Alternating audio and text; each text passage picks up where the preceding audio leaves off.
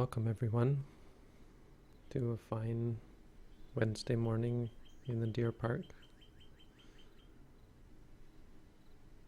Today's talk will be about becoming Buddhist.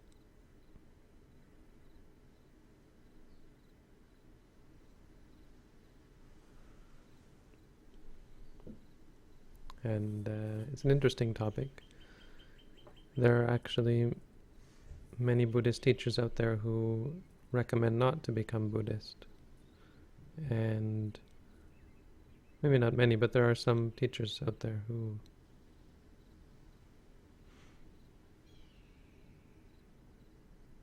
believe that the word Buddhism is in itself a problem and is taking away from the purity of the teaching. So I'd like to qualify, and I'm not going to deny that there's a danger in labels, but I'm going to qualify what I mean and try to explain why it might actually be a benefit to us to take on the label or the role or the identification of a Buddhist. First of all, what is meant by a Buddhist? There are three ways of approaching the Buddhist teaching. Three sorts of paths you can take when you approach what we understand to be Buddhism. And the first is to become a fully enlightened Buddha.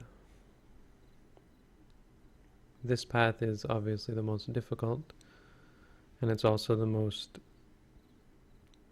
noble and exceptional.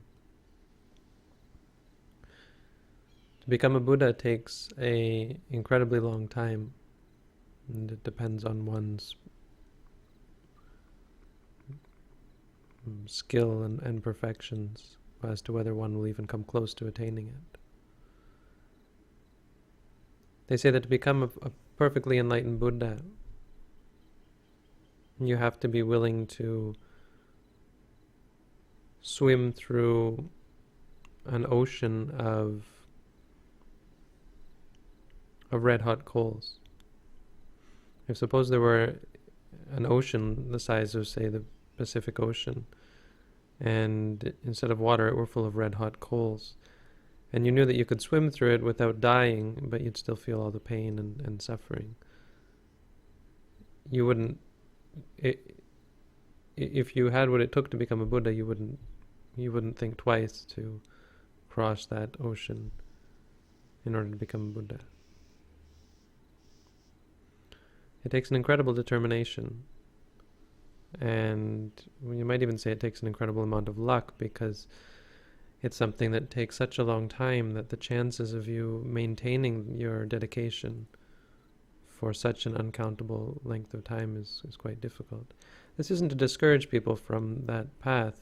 It's maybe to instill some measure of realism, because it seems like there's a lot of people who take on the vow to become a fully enlightened Buddha without really understanding what it entails,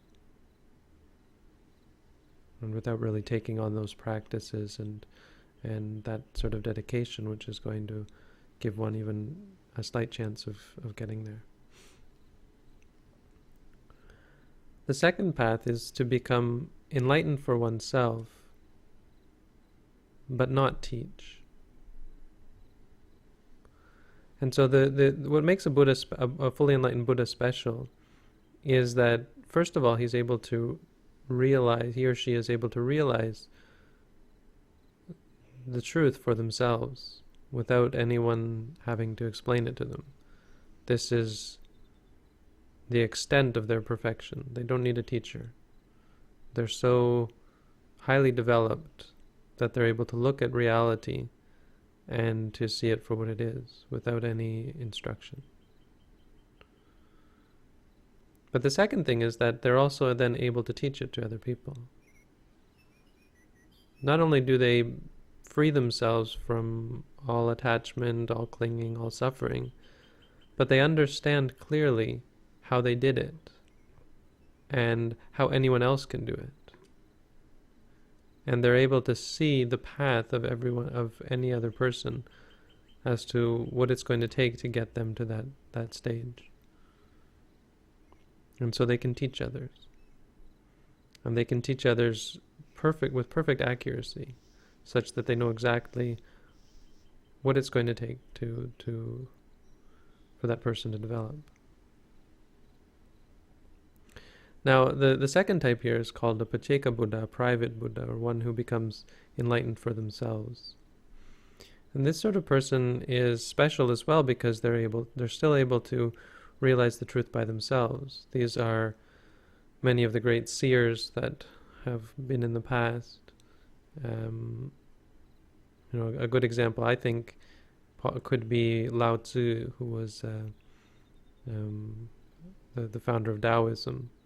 But he wasn't the founder in the sense of actually going out and teaching anyone. He just left behind a text or a set of teachings, which in the end aren't really teachings, they're just principles. And then he left the world. And so these beings can arise at any time. And they go into the forest and they're able to realize the truth, but it's a different sort of realization. They let go. They see things clearly, but they don't have this design in terms of understanding the method to bring people to this realization. Just like all of us, when we practice, often we practice according to a teacher, and we're even less able than a Pacceka Buddha to teach anyone else. We were able to practice by ourselves, and we're able to follow the instruction of the teacher, but we're not able to lead other people to the same realization, because we don't have the knowledge of the teacher. So Pacceka Buddha becomes enlightened, but then doesn't teach others. The third type, what I would identify with as a Buddhist, or it's the type of Buddhist that I'm going to be talking about here, is a person who is not able, in their present condition, to realize the truth for themselves. But they take on either the Buddha or one of his enlightened disciples, or someone who is knowledgeable about the teachings of the Buddha, as a teacher, and as a result they're able to realize the truth, having been instructed.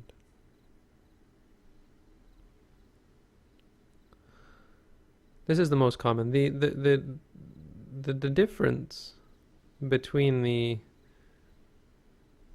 enlightened Buddha and the fully enlightened Buddha and one of his disciples, it really boils down to this. A fully enlightened Buddha, to become a fully enlightened Buddha, you not only have to give up everything, you also have to understand everything, know everything.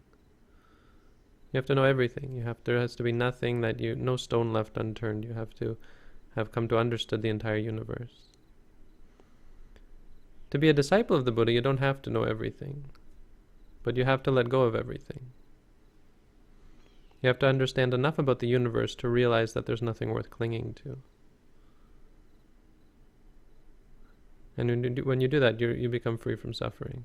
So, in one sense, the realization is the same on a practical level, because you're no longer subject to attachment and addiction and suffering.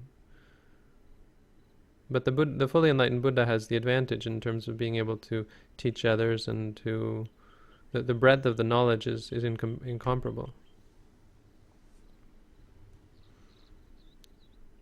But so today I'm just going to be talking about this third type, how to become a follower of the Buddha.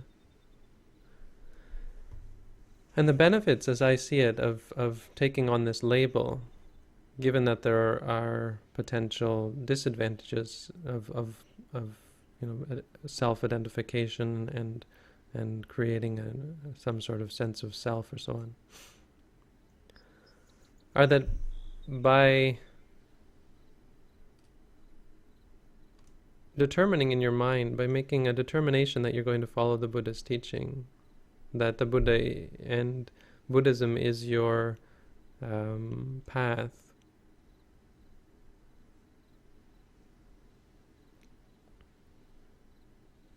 It's something that protects you. You gain this both internal and external protection.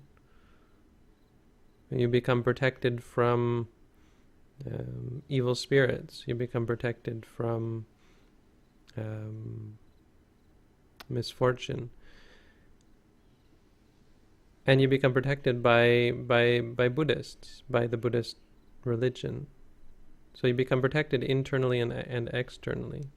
Evil spirits, there are malevolent forces in the world.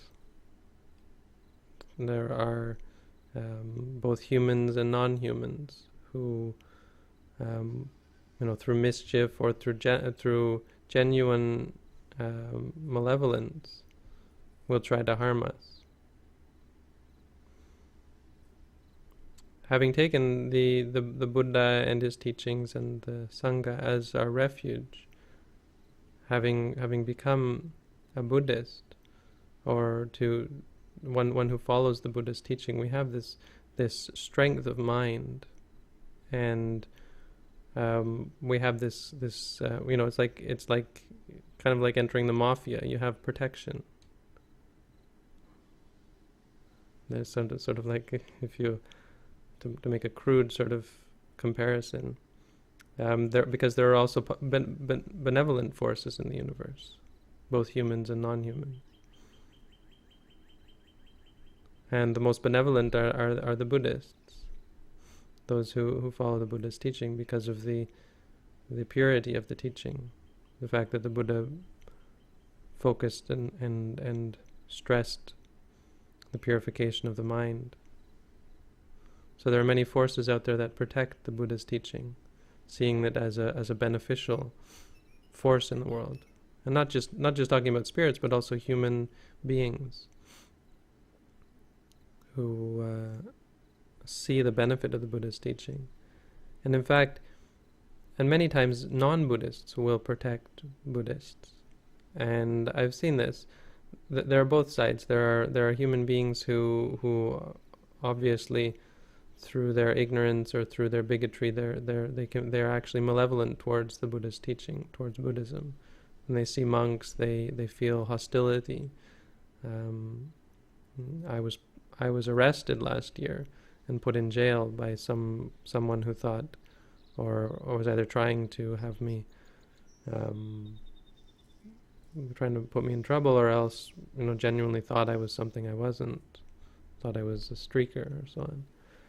And you get this, but you also get other people who are not Buddhist, but see the genuine sincerity, the purity, the love and compassion that is expressed by Buddhists, and wish to protect them.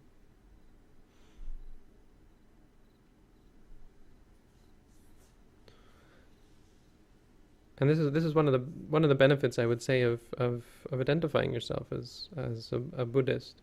It's one of those. It's maybe similar to identifying yourself as a Canadian. We always have this joke when we go traveling.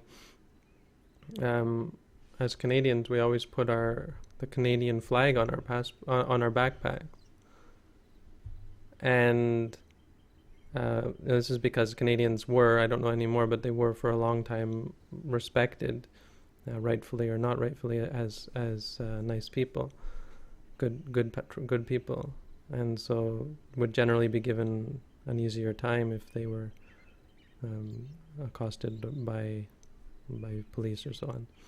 So what happened then is Americans, when they would go abroad, they would also put a Canadian flag on their backpacks, and if anyone asked, they would tell them they were Canadian. It's maybe something like that. This is sort of one of the lower, more base benefits of becoming a Buddhist, but it certainly is there. And protection is quite useful, being protected from danger, obviously, when we're trying to develop ourselves. They say that when you take the Buddha as your refuge,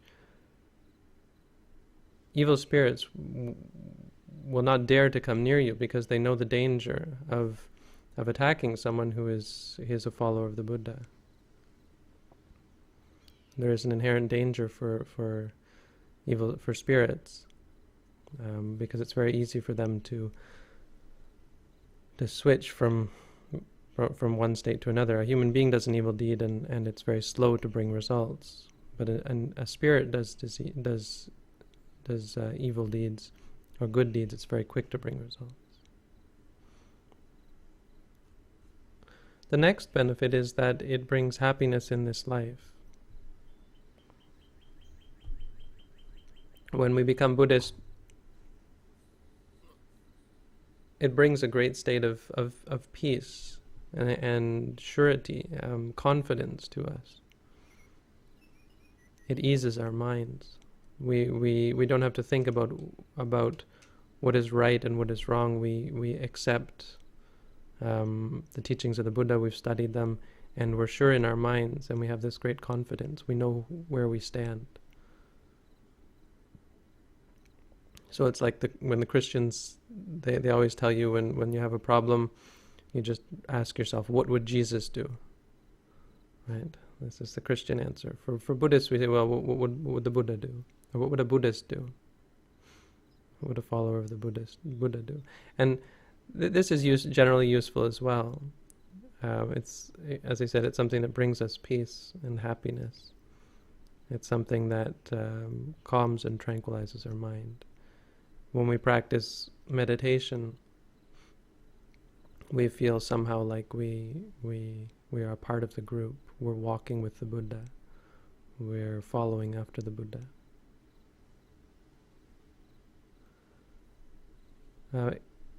And then the next benefit related to that is it brings happiness in our next life, because of the surety of mind, the confidence that we have, and the peace and tranquility that exists in our minds from accepting the Buddha as our teacher. When we pass away, we can be sure to be born in a good place, in a good way.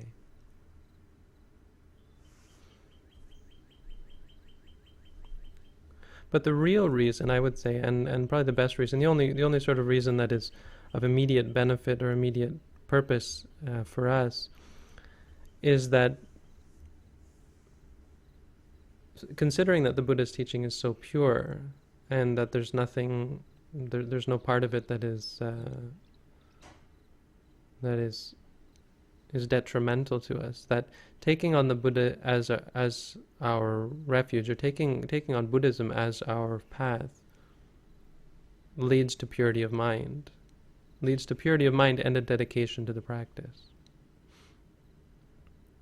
And this is obviously the most important, because our intention, our path as Buddhists, is to practice, is to develop our minds.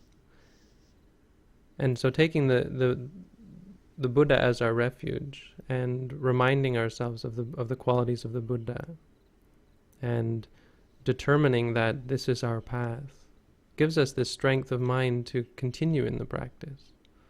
When the going gets tough, we remember the example that the Buddha set, and we reaffirm in our minds that we are followers of the Buddha. It gives us confidence. It gives us reassurance that we're a good person, that we're someone who has done a good thing in terms of placing our trust and our confidence in the Buddha, and by following this path which leads us to freedom from suffering. So I would say it's generally a good thing. It's obviously not the best thing, and it's not a replacement for meditation.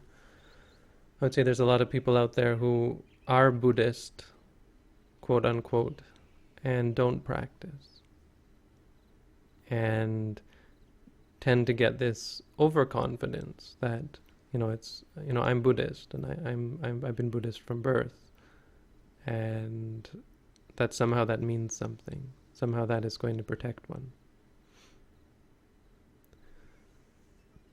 And I would say, having said that it is a protection, it is a support, it's a fairly weak protection in the face of of the defilements that exist in our minds. If that's our only protection, is this identification as a Buddhist, then we're not likely to be protected in any way from the evils in our mind. It's simply a support. It's a basic practice that encourages us, that tranquilizes our minds. When I was practicing meditation, when I first went to practice meditation, I wasn't even interested in Buddhism. I had no intention to become a Buddhist. But they made us do this ceremony where we take the Buddha as our refuge, and so I followed after, and I was reading the words, reading the script again while I was meditating. They wouldn't let us read, so all we had is this little booklet, and I just kept reading it over and over again in the chanting. And so when the practice got really difficult, and suddenly I was faced with this overwhelming pain and suffering from just the realization of the insanity that existed in my mind, and what I had done to myself, and how I was so on the wrong path, with drugs and alcohol and women and music and so much that was really destroying my peace of mind, and had been doing so for many years. I remember waking up at 3 in the morning and just saying, okay, I'll get ready to start. And as soon as I sat down to start meditating, everything came back again. Everything from the last day, was right there again, waiting for me. It hadn't gone anywhere. It hadn't disappeared with my sleep. And just freaking out and realizing, I can't do this anymore. And I had nowhere to go. I had no refuge, nothing to hold on to, nothing to pull myself up with. And so I went walking out of my hut, looking, I'm not looking actually, just wandering aimlessly. And then I saw off in this bamboo sala, they had this Buddha image, and the light was on. Somebody had left the light on all night. And as soon as I saw it, I was just drawn to it, and I walked over and I knelt down in front of the Buddha, and I prostrated down, and I started chanting according to this booklet and taking refuge in the Buddha. And I suppose that sounds a lot like a Christian tale of what do you call born again, being born again, and I don't think it's that dissimilar, and it's certainly not a state of enlightenment, but it was something that really helped me in my practice. It helped me to continue meditation. So if you want to meditate, if that was my intention, is to meditate, then I would say that was a real benefit for me, because it gave me this basic reassurance that I wasn't alone. I had someone to hold on to while I was like a child just learning to walk. And it's certainly not the final solution, but for newcomers it can be a very great thing to do, a great benefit, and helps to calm and reassure your mind in the beginning. Okay, so the next thing is what does it mean to be a Buddhist, and how do you become a Buddhist? And it's quite simple. As a Buddhist, we're not really interested in identifying ourselves as anything, but there are certain qualifications that one has to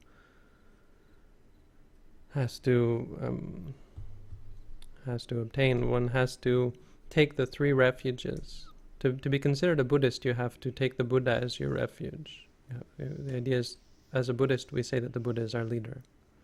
Though he's passed away long ago, we still understand that this person who taught all of these wonderful things is our leader, and we take him and singularly him as our leader. The second is the Dhamma, his teachings. We take his teachings as our teaching, as the teachings we are going to follow. We say that these are the teachings that we're going to follow. This is our path. And third, we take the teachers, or the enlightened disciples of the Buddha, as our refuge. the people who have passed on the Buddha's teaching up until this time.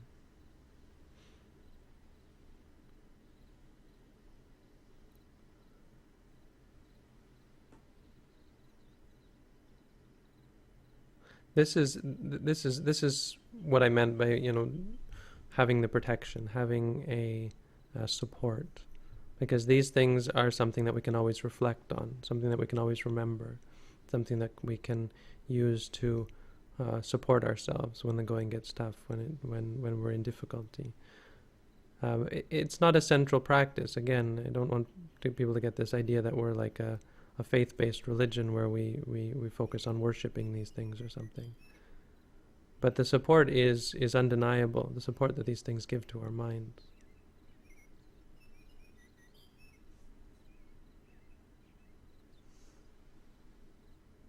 And so my teacher, he said, when you're in danger, when you're traveling anywhere, when you're going on a trip or something, and you're worried and you're not sure,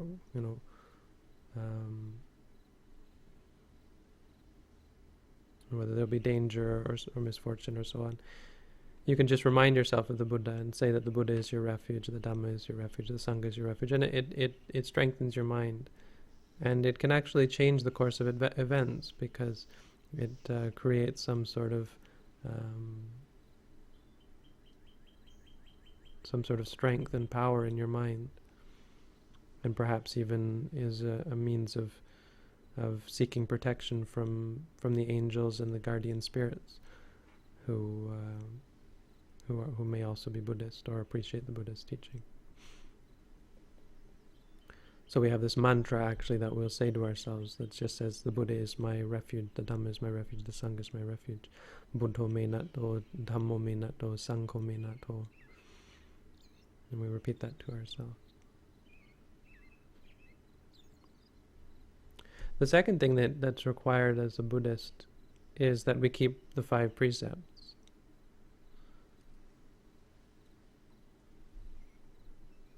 And this is where people tend to have a lot of trouble. I would say most people are at least superficially able to accept the Buddha, the Dhamma, and the Sangha as good things and as their refuge, even though they might not quite know what that means. Most or many Buddhists don't really know what the Dhamma is, don't have a strong understanding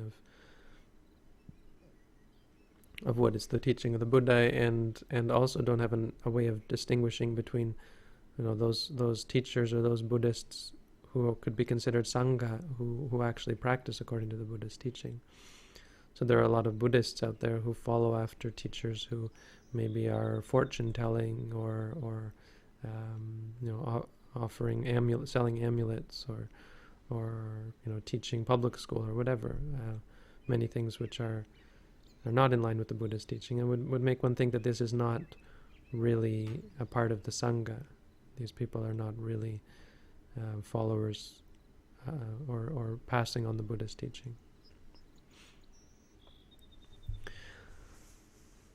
But so people are able, at least superficially, to accept this. It's very difficult for people to accept the 5 precepts. And this makes it a little bit difficult to become a Buddhist. And obviously that makes sense, because Buddhism is not an easy path. It's not an easy thing to become enlightened, to become free from suffering. We're not talking about something, there's no, okay, become a Buddhist, sign up, and you're set for life. This isn't one of those religions. It's a very difficult thing, and this is perhaps why seeking out a support might be beneficial, because we have no illusions about the difficulty of the task at hand. It's not something where everyone can be said to succeed. You might fail. You might end this life not having gained any lasting benefit, right? or not having become enlightened to any degree. It's possible that you could practice for some time and fall away from it.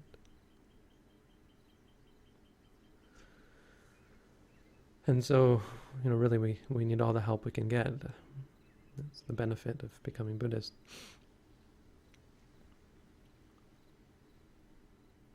But we also have to take on some fairly difficult precepts. People always ask about the 5 precepts. Are they really necessary? Especially, the not drinking alcohol and taking drugs. And really, I think this is a terrible question to ask. And I think it's ridiculous that people always say, "Oh, well, if you want to have 1 glass of wine, it's not really that bad." It's really, come on, people. If you can't give up such a simple thing like intoxicants, drinking poison, drinking rotten grapes, is it really, is it really fair for us to whine and complain about such a small thing when what we're looking at here is such a profound and incredibly difficult path, that if you can't even give up these basic acts, these basic immoral undertakings, it's not. It doesn't speak well for your ability to do away with the very subtle defilements. And I think this is easy to see for people who really practice meditation, that if you're serious about meditation, it's not really that difficult for you to give these things up. If this is what is required, this is what the Buddha recommended. Not even really recommended, but he was fairly categorical in terms of, if you don't keep these, you're not really going to progress in your practice.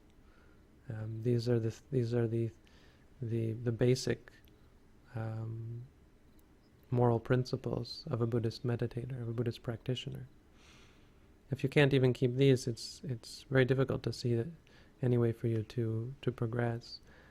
And so it's often seen as a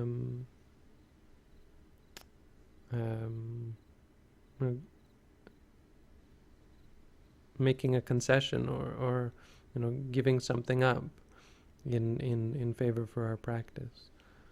We want to go out drinking, we want to drink wine, we want to be a social drinker, or so on. Maybe we want to kill, we want to steal, we want to cheat, we want to lie, and in some ways we can justify very small bad deeds. But this is a sacrifice that we make, and in the end, it isn't a sacrifice at all. We see that we were wrong to, once we practice, we see that we were wrong to think that there was any good that could come from any of these things. Even just in terms of drinking, people who drink a little bit and say, "Oh, I'm just doing it to be social and to fit in," and so on. Actually, what you're saying there is that you're doing it so that you don't have to challenge other people's beliefs. Suppose your friends are alcoholics or they really do get drunk. Well, you just drink just so that they don't feel bad. Basically, what you're saying, you drink so that they're able to retain their sense that drinking is okay, which of course it isn't. And as a Buddhist, it certainly isn't. As a Buddhist, we have, we make this determination that this is the opposite of a clear and sober and pure state of mind. And so you're doing an incredible disservice to the Buddha's to Buddhism by encouraging these people. And you're wasting a very precious chance to change the world. To say to these people, "I'm sorry, I don't drink. I believe that drinking is a cause for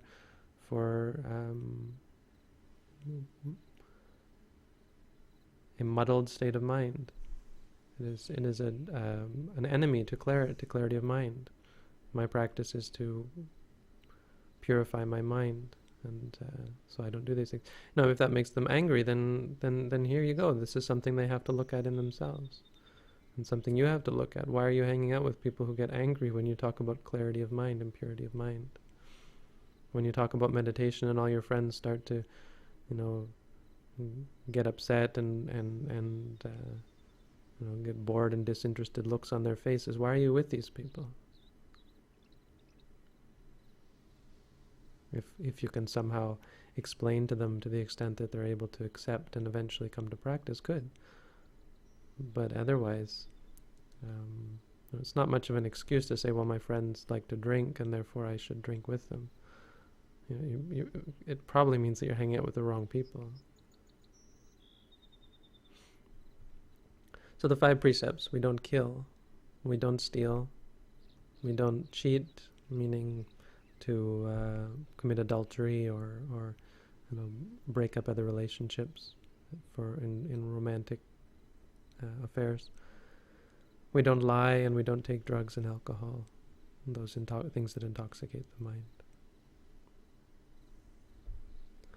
And this is basically what it means to become a Buddhist. When you take these 2 things, the 3 refuges, you accept that the Buddha, his teachings, and the Sangha, the teachers who have passed on his teachings, are your refuge, are your point of reference. And when you take the 5 precepts as rules for your life, this is really what it means to become a Buddhist.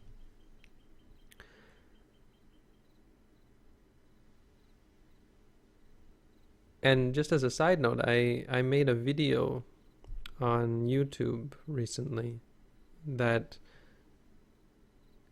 is a ceremony for taking the 3 refuge and the 5 precepts. So if in case anyone is interested in becoming a Buddhist,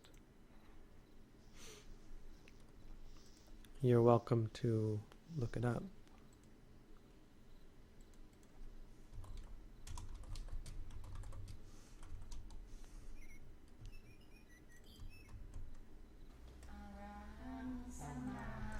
And here's the link.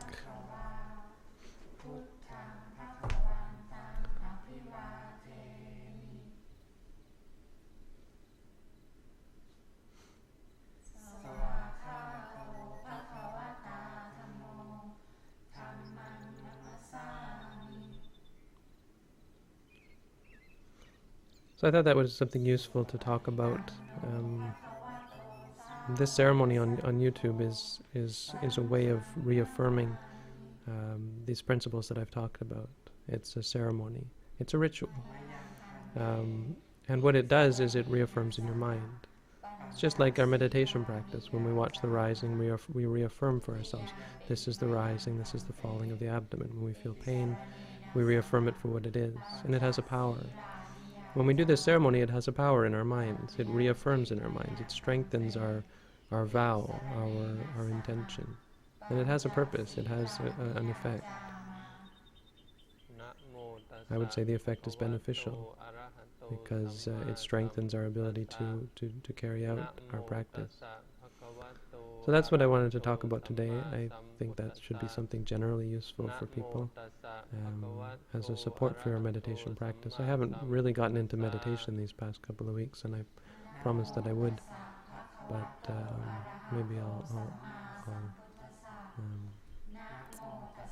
I'd like to teach a session, record a session on basic meditation practice, just a 10-15 minute session where it's a guided meditation that I can then use for people to use at home when they want to learn to meditate in a very short time and get a basic understanding of how to meditate. So maybe I'll do that next time. Anyway, thank you all for coming. If you have any questions, I'm happy to answer them now.